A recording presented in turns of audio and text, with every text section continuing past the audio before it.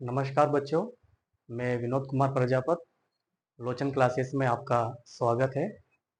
हम कक्षा 10 की गणित का पहला अध्याय वास्तविक संख्याएं हम पढ़ेंगे। वास्तविक संख्या शुरू करें उससे पहले आपको संख्याओं के प्रकार के बारे में जानना होगा। संख्याएं हमने ये पिछली कक्षाओं तक पढ़ चुके हैं हम। प्राकृत संख्या, पूर्ण संख्या, पूर्णांक, परिमेय संख्या, अपरिमेय संख्या और वास्तविक संख्या। प्राकृत संख्या 1 से शुरू होती है। पूर्ण संख्याएं 0 से शुरू होती है, यानी कि प्राकृत संख्या में 0 और जोड़ दे तो पूर्ण संख्या प्राप्त हो जाती है। पूर्णांक जो 0 के दोनों तरफ होती है, 0 के दाई तरफ 1, 2, 3, 4, 5 एंड सो ऑन, और 0 के बाई तरफ -1, -2, -3, -4 एंड सो ऑन। यहाँ 0 के दाई तरफ वाली जो संख्या है 1, 2, 3, 4 ये धनात्मक पूर्णांक है, और 0 के बाई तरफ जो संख्या है -1, -2, -3, -4 ये ऋणात्मक पूर्णांक है। फिर आगे जो संख्या है परिमेय संख्या, वे संख्याएं जिन्हें हम P/Q के रूप में लिख सकते हैं। P और Q दोनों पूर्णांक हैं, ये ऊपर जो बता रखे हैं पूर्णांक, और Q 0 नहीं है। पूर्णांक में 0 भी होता है, इसलिए हम परिमेय संख्या में हर के अंदर जो Q लिखा हुआ है उसको 0 नहीं लेना है। अपरिमेय संख्या वे संख्याएं जिन्हें हम P/Q के रूप में नहीं लिख सकते हैं, अपरिमेय संख्या कहलाती है, जैसे वर्गमूल 2, वर्गमूल 3, वर्गमूल 5 और पाई का मान 22/7 होता है। फिर वास्तविक संख्या परिमेय संख्या और अपरिमेय संख्या दोनों का संग्रह होता है, यानी कि परिमेय संख्या अपरिमेय संख्याओं को मिला दे तो हमें वास्तविक संख्या प्राप्त हो जाती है। इस अध्याय में हम धनात्मक पूर्णांकों के दो महत्वपूर्ण गुणों, एक यूक्लिड विभाजन प्रमेय का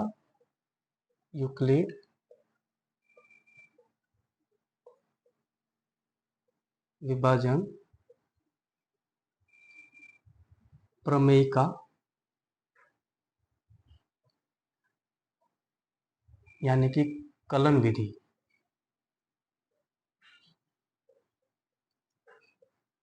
और दूसरा अंकगणित की आधारभूत प्रमेय, अंकगणित की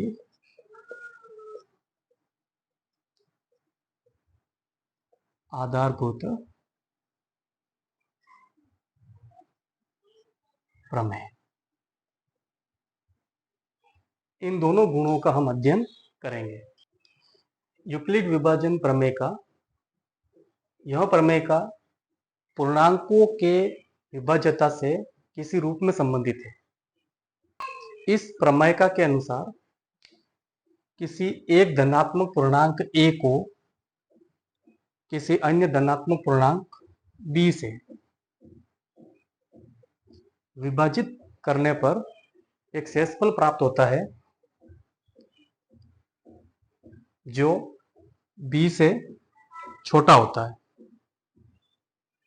या b से कम होता है। इस प्रमेय का उपयोग हम दो धनात्मक पूर्णांकों का HCF यानी कि महत्तम समापवर्तक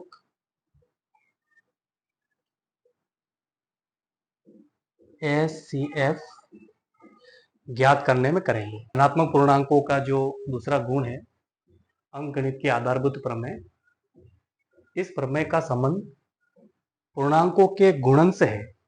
हम जानते हैं किसी भाज्य संख्या को अभाज्य संख्या के गुणन के रूप में अद्वितीय रूप से व्यक्त कर सकते हैं। जैसे एक भाज्य संख्या लेते हैं 10, इस 10 को हम अभाज्य संख्याओं के गुणनखंड के रूप में, जैसे 2 गुणा 5, इस रूप में व्यक्त कर सकते हैं। इसी प्रकार एक और भाज्य संख्या लेते हैं जैसे 25, इसको भी हम अभाज्य संख्याओं के गुणनखंड के रूप में, जैसे 5 गुणा 5, इस तरह से हम व्यक्त कर सकते हैं। यानी कि अंकगणित के आधारभूत प्रमेय के दो अनुप्रयोग, एक कक्षा 9 में जो आपने अपरिमेय संख्या पढ़ी है, वर्गमूल 2, वर्गमूल 3, वर्गमूल 5, इनकी अपरिमेयता सिद्ध करने में। और दूसरा अनुप्रयोग परिमेय संख्या का दशमलव प्रसार कब शांत होगा और कब अशांत होगा, यह ज्ञात करने में हम करेंगे। अंकगणित की आधारभूत प्रमेय। इस प्रमेय के अनुसार प्रत्येक भाज्य संख्या को अभाज्य संख्याओं के गुणनफल के रूप में गुणनखंडित किया जा सकता है। व्यापक रूप में कहें कि जब हमें एक भाज्य संख्या x दी गई हो तो हम इसे x बराबर p1, p2 and so on pn के रूप में गुणनखंडित कर सकते हैं, जहां p1, p2 and so on pn इत्यादि आरोही क्रम में लिखी अभाज्य संख्या है, अर्थात p1 less than equal p2 less than equal and so on less than equal pn। इस विधि को अभाज्य गुणनखंड विधि भी कहते हैं। प्रश्नावली 1.1 शुरू करें उससे पहले हमें अभाज्य संख्याएं और विभाज्यता के नियम क्या होते हैं ये हमें मालूम होने चाहिए। तो देखिए बच्चों, अभाज्य संख्याएं वे संख्याएं जो एक तथा स्वयं के अतिरिक्त किसी अन्य संख्या से विभाज्य नहीं होती है, वे अभाज्य संख्याएं कहलाती है। जैसे 2, 3, 5, 7, 11, 13 इत्यादि। और विभाज्यता के नियम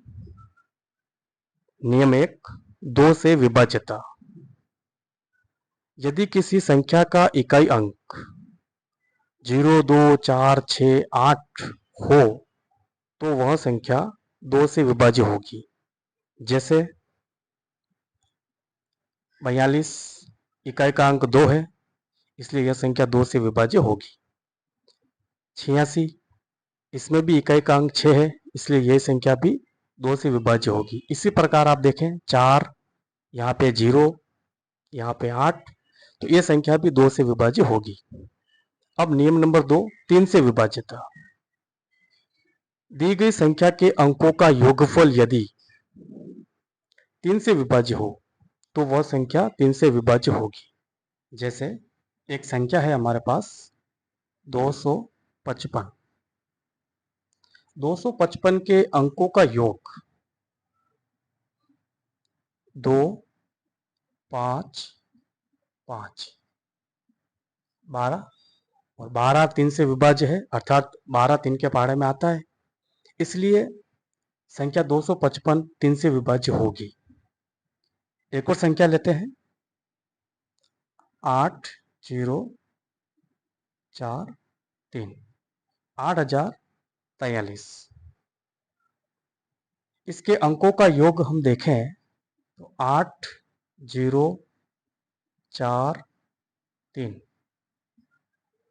ये होता है 15, और 15 भी हमारे 3 के पहाड़े में आता है, इसलिए यह संख्या भी 3 से विभाज्य होगी। 5 से विभाज्यता। यदि किसी संख्या का इकाई अंक 0 अथवा 5 हो तो वह संख्या 5 से विभाज्य होगी। जैसे 10 यहाँ इकाई का अंक 0 है, संख्या 105 इसमें इकाई का अंक 5 है, संख्या 2000 इसमें इकाई का अंक 0 है। अब तो ये तीनों ही संख्याएं संख्या 5 से विभाज्य होगी। 1.1 का पहला सवाल करते हैं। निम्नलिखित संख्याओं को अभाज्य गुणनखंडों के गुणनफल के रूप में व्यक्त कीजिए। इसमें कुल 5 सवाल दे रखे हैं। पहला हल करते हैं। हल 1, इसमें संख्या दे रखी है 140। 140 का अभाज्य गुणनखंड करने के लिए सबसे पहले हम अभाज्य संख्या 2 का भाग देंगे। चूंकि 140 में इकाई का अंक 0 है, अतः इसमें 2 का भाग जाएगा और हमें संख्या प्राप्त होगी 70। पुनः 70 के इकाई का अंक 0 है, 2 का भाग जाएगा इसमें भी, हमें प्राप्त होगी संख्या 35। 35 में इकाई का अंक 5 है, अतः 2 का भाग नहीं जाएगा। अब हम अगली संख्या 3 लेंगे। चूंकि इस संख्या के अंकों का योग 3 और 5 जोड़ने पर 8 आता है, अतः 3 का भाग नहीं जाएगा। अगली अभाज्य संख्या 5 लेंगे, इकाई का अंक 5 है, अतः 5 का भाग जाएगा, हमें प्राप्त होगा 7। और 7 में हम भाग देंगे 7 का, हमें संख्या प्राप्त होगी 1। अतः 140 के अभाज्य गुणनखंड 2 गुणा 2 गुणा 5 गुणा 7। यहाँ पर 2 दो बार है, तो 2 की घात 2, फिर 5 और 7। अतः संख्या 140 के अभाज्य गुणनखंड 2 की घात 2 गुणा 5 गुणा 7 ये होते हैं। थोड़ा हल करते हैं। संख्या दे रखी है 3825। 3825 का अभाज्य गुणनखंड करने के लिए सबसे पहले अभाज्य संख्या 2 का भाग देंगे। क्योंकि इस संख्या में इकाई का अंक 5 है, अतः 2 का भाग नहीं जाएगा। अब हम इस संख्या में अभाज्य संख्या 3 का भाग देंगे। यहाँ अंकों का योग 3, 8, 2, 5, 11, 12, 13 और 5, 18। 18 में 3 का भाग जाता है, अतः इस संख्या में 3 का भाग जाएगा।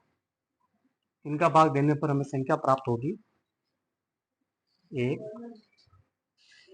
2 बार बोलेंगे 2, 22, 7 बार 1, 15, 1275।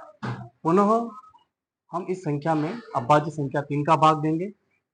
यहाँ अंकों का योग 1, 2, 7 और 5, 15 है, अतः 3 का भाग जाएगा। 3 का भाग देने पर हमें संख्या प्राप्त होगी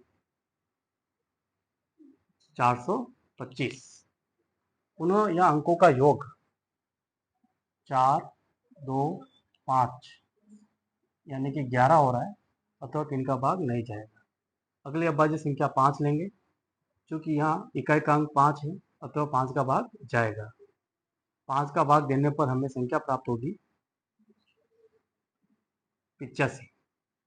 पुनः यहाँ इकाई का अंक 5 है, अतः 5 का भाग जाएगा, हमें संख्या प्राप्त होगी 17। अब 17 चूंकि एक अभाज्य संख्या है, अतः 17 में 17 का भाग जाएगा, हमें संख्या प्राप्त होगी 1। इस प्रकार संख्या 3825 के अभाज्य गुणनखंड 3 की घात 2 गुणा 5 की घात 2 गुणा 17 प्राप्त हुए। अब हम प्रश्न नंबर 2 हल करें उससे पहले हम ये समझ लेते हैं कि एचसीएफ और एलसीएम क्या होता है। तो अभाज्य गुणनखंड विधि से एचसीएफ और एलसीएम ज्ञात करना। एचसीएफ यानी कि महत्तम समापवर्तक। ये क्या होता है? प्रत्येक उभयनिष्ठ अभाज्य गुणनखंड की सबसे छोटी घात का गुणनफल होता है। सबसे छोटी घात का गुणनफल होता है। और एलसीएम यानी कि लघुत्तम समापवर्तक प्रत्येक अभाज्य गुणनखंड की सबसे बड़ी घात का गुणनफल। ये क्या होता है? सबसे बड़ी घात का गुणनफल। एचसीएफ होता है सबसे छोटी घात का गुणनफल और एलसीएम होता है सबसे बड़ी घात का गुणनफल। और साथ ही साथ अंकगणित की आधारभूत प्रमेय का प्रयोग करके हम जांच कर सकते हैं कि किन्हीं दो धनात्मक पूर्णांकों a और b के लिए a गुणा b यानी कि दोनों धनात्मक पूर्णांकों का गुणा बराबर होता है दोनों धनात्मक पूर्णांकों का एचसीएफ गुणा दोनों धनात्मक पूर्णांकों का एलसीएम। यानी कि दोनों संख्याओं का गुणा बराबर होगा उन संख्याओं के एचसीएफ और एलसीएम के गुणा के बराबर। अब हम प्रश्नावली 1.1 का दूसरा प्रश्न, पूर्णांकों के निम्नलिखित युग्मों के एचसीएफ और एलसीएम ज्ञात कीजिए तथा इसकी जांच कीजिए कि दो संख्याओं का गुणनफल बराबर एचसीएफ इंटू एलसीएम। इसमें 3 सवाल दे रखे हैं। पहला सवाल हल करते हैं। पहले में हमें दो संख्या दे रखी है, एक 26 और दूसरी है 91। सबसे पहले तो हम 26 और 91 का अभाज्य गुणनखंड ज्ञात करेंगे। पहले 26 के निकालते हैं। 26 में सबसे पहले हम 2 का भाग देंगे। चूंकि यहाँ इकाई स्थान पर 6 है, 2 का भाग जाएगा, 13 प्राप्त होगा।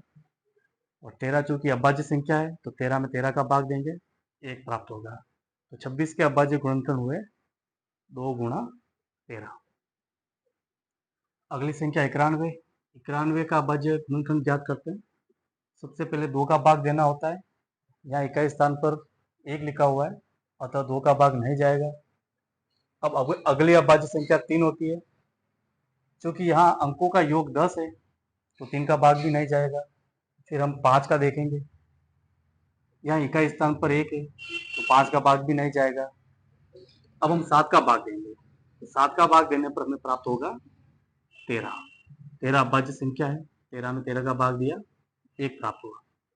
तो 91 के अभाज्य गुणनखंड हुए 7 गुणा 13। 26 और 91 का एचसीएफ।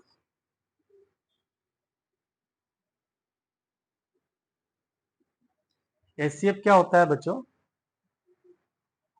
जो दोनों संख्या है 26 और 91, इनके जो अभाज्य गुणनखंड हमने ज्ञात किए हैं उसमें उभयनिष्ठ अभाज्य गुणनखंड देखना है।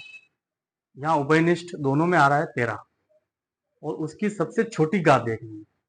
यहाँ 13 एक बार है, यहाँ पर भी एक बार है, तो एचसीएफ 26 और 91 का हो गया 13। अब एलसीएम 26 और 91 का एलसीएम। एलसीएम में क्या करना है कि इन दोनों संख्याओं के अभाज्य गुणनखंड में अलग अलग संख्या देखनी है। अलग अलग संख्या कौन कौन सी है? 2, 13 और 7, और उसकी सबसे अधिकतम घात देखनी है। यहाँ 2 की घात दोनों में 2 एक बार ही है और अधिकतम घात 1 है। फिर आगे जो संख्या है 13, इसकी अधिकतम घात देखनी है। यहाँ 13 एक बार है, यहाँ पर भी 13 एक बार है, तो अधिकतम एक बार ही आया। फिर अगली संख्या 7, ये भी अधिकतम एक बार आई है। इन तीनों का गुणा कर लेंगे तो हमें प्राप्त होगा 182। इस प्रकार हम एचसीएफ और एलसीएम को एक अन्य तरीके से भी समझ सकते हैं। एचसीएफ क्या होगा?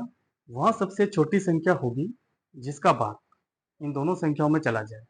यहाँ सबसे छोटी संख्या 13 है जिसका भाग 26 में और 91 दोनों में जाता है। और एलसीएम क्या होगा? वह सबसे छोटी संख्या जिसके अंदर इन दोनों संख्याओं का भाग चला जाए। यहाँ 182 है और इसमें 26 का भाग भी जाता है और 91 का भाग भी जाता है। तो हम इस तरीके से भी एचसीएफ और एलसीएम को समझ सकते हैं। अब हम जांच करते हैं।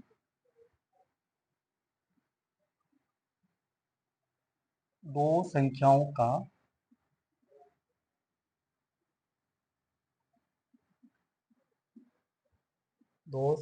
का गुणनफल बराबर होता है एचसीएफ इंटू एलसीएम। यहाँ दो संख्याएं कौन कौन सी थी? 26 और 91। इन दोनों का गुणनफल, और 26 और 91 का एचसीएफ था 13 और एलसीएम था 182। इन दोनों का गुणा करते हैं तो 91 और 26 का गुणा 6 कम 6, 6 नम 54, 2 एक कम 2, 2 नम 18, 6, 13 और 2। तो इन दोनों का गुणा होता है 2366।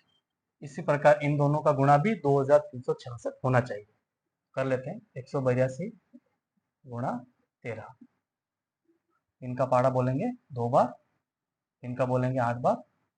24 हासिल 2, 3 और 2 5, फिर 1 का बोलना 2, 8, 1 जोड़ेंगे 13 और 2, तो हमें प्राप्त हुआ 2366। इस प्रकार इन दोनों संख्याओं का गुणनफल बराबर हुआ उनके एचसीएफ और एलसीएम के गुणनफल के बराबर। दूसरे प्रश्न का दूसरा सवाल हल करते हैं।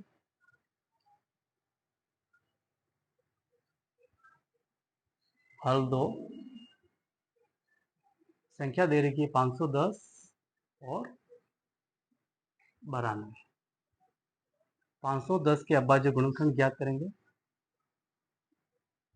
इकाई स्थान पर 0 है तो 2 का भाग जाएगा, 2 का भाग देने पर हमें जो संख्या प्राप्त होगी वो है 255।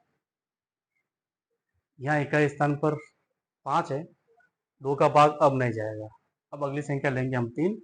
यहाँ संख्या के अंकों का योग 2, 5, 5, 12 है, अतः 3 का भाग जाएगा।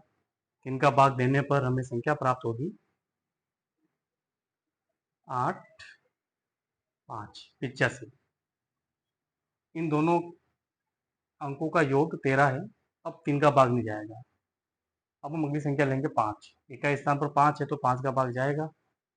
5 का भाग देने पर हमें संख्या प्राप्त होगी 17। 17 चूंकि अपने आप में अभाज्य संख्या है तो 17 में 17 का भाग जाएगा तो 1 प्राप्त होगा। इस प्रकार 510 के अभाज्य गुणनखंड हुए 2 गुणा 3 गुणा 5 गुणा 17।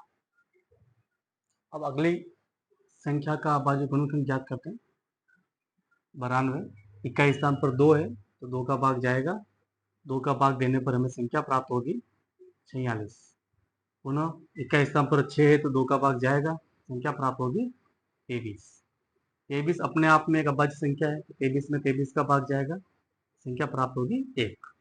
इस प्रकार 92 के अभाज्य गुणनखंड प्राप्त हुए 2 गुणा 2 गुणा 23। अब 510 और 92 का एचसीएफ क्या होता है? उभयनिष्ठ अभाज्य गुणनखंड देखना है दोनों में और उसकी छोटी घात देखनी है। यहाँ उभयनिष्ठ गुणनखंड है 2, यहाँ पर भी 2 है, ये 2 दोनों में आ रहा है और उभयनिष्ठ एक बार ही आ रहा है। तो अभाज्य इन दोनों संख्याओं 510 और 92 का एचसीएफ हुआ 2। 510 और 92 का एलसीएम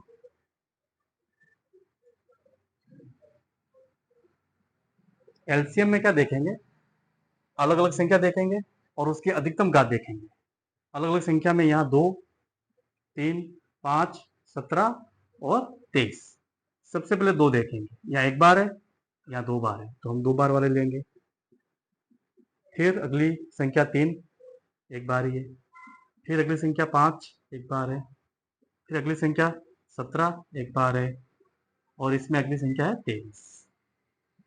इन सभी का गुणा करेंगे तो हमें 510 और 92 का एलसीएम प्राप्त हो जाएगा। गुणा कर लेते हैं। 2 को 2 से करेंगे 4, 4 को 3 से करेंगे 12, 12 को 5 से करेंगे तो 60। 60 गुणा 17 गुणा 23। इन तीनों को गुणा कर लेते हैं। 60 को पहले 17 से करते हैं। 0 7 42 0 6 1020। इन दोनों का गुणा हुआ 1020। उसको अब 23 से करेंगे।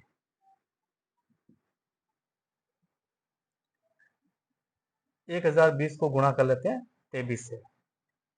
0 6 0 3 0 4 0 2 0 6 4 3 2। तो हमें संख्या प्राप्त हुई 23,460। इस प्रकार 510 और 92 का एचसीएफ हुआ 2 और एलसीएम हुआ 23,460। इन दोनों का एचसीएफ और एलसीएम निकाल रखा है। तो 510 का और 92 का एचसीएफ था 2 और इनका एलसीएम था 23,460। इन दोनों गुणा करते हैं। 510 गुणा 92, 0 2 10, 0 9 45, 2 2 9 6 4, यानी कि इन दोनों का गुणा हुआ 46,920। इन दोनों को गुणा कर लेते हैं। 0 2 छंग 12 हासिल 1 4 और 1 4 8 और 1 9 6 और 4। इस प्रकार दो संख्याओं का गुणनफल उनके एचसीएफ और एलसीएम के बराबर है। तो बच्चों आज के लिए बस इतना ही। आज हमने वास्तविक संख्याओं का परिचय, उसके अंतर्गत हमने संख्याओं के प्रकार के बारे में पढ़ा, यूक्लिड विभाजन प्रमेय का क्या होती है ये पढ़ा, फिर अंकगणित की आधारभूत प्रमेय, अभाज्य गुणनखंड विधि, अभाज्य संख्याएं, विभाज्यता के नियम, 2 से विभाज्यता, 3 से विभाज्यता, 5 से विभाज्यता, ये पढ़े हमने। और अभाज्य गुणनखंड विधि से एचसीएफ और एलसीएम निकालना भी हमने सीखा। प्रश्नावली 1.1 के प्रश्न 1 और प्रश्न 2 को हल किया। आगे प्रश्नावली 1.1 के जो सवाल रह गए हैं वो हम अगली घड़ी में पढ़ेंगे। आज के लिए इतना ही। धन्यवाद।